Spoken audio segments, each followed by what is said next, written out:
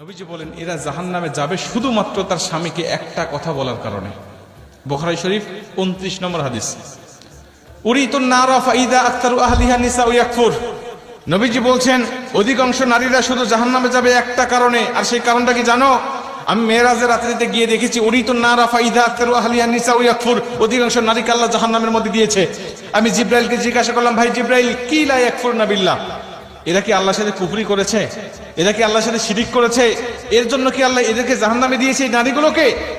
জিবরাইল বলবে, না ইয়া রাসূলুল্লাহ, একজন নারীকেও শিরিক করার জন্য আর কুফরি করার জন্য এদেরকে জাহান্নামে দেয় নাই। এদেরকে জাহান্নামে দিয়েছে শুধুমাত্র তার স্বামীকে একটা কথা বলার কারণে।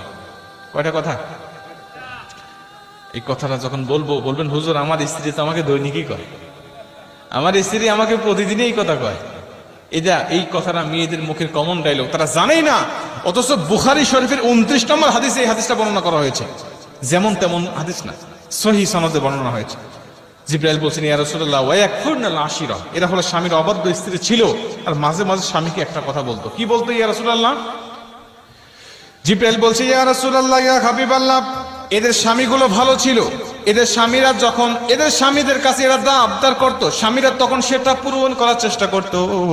যখন ভালো খাবার চাইতো স্বামীরা খাবার দিত, যখন ভালো পোশাক চাইতো তখন ভালো পোশাক দিত, যখন কোনো জায়গায় ঘুরতে যেতে চাইতো তখন ঘোরার জন্য বেড়ানোর জন্য নিয়ে যাইতো নবীজি। কিন্তু তারপরেও যদি কোনো সময় এই স্বামীরা স্ত্রীকে সন্তুষ্ট করতে না পারবে, এই স্বামীরা যদি কোনো সময় স্ত্রীকে সন্তুষ্ট করতে না পারে, ঠিক সেই সময় এই স্ত্রীরা একটা কথা বলে উঠতো, ক্বালাত মা রাআইতু মিনকা খায়রুন কত্তু। এই কথাটা তারা বলে উঠতো।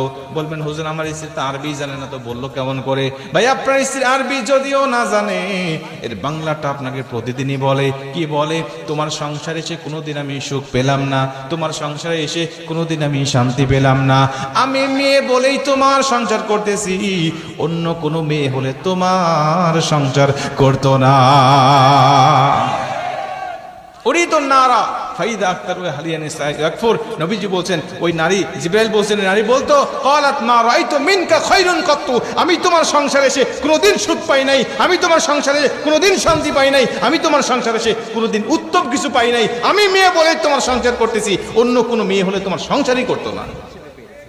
বলে বলে সাথী আর মা বোনরা বলে না, এরা ভালো আছে। মা বোনেরা মনোযোগ দিয়ে শোনেন, যদি এই কথাটা ভুলেও বলে ফেলেন, আজকের থেকে তওবা করে নেন, আল্লাহ আর বলবো না, বলেছি তো বলেছি, আর বলবো না, এইটাই শেষ।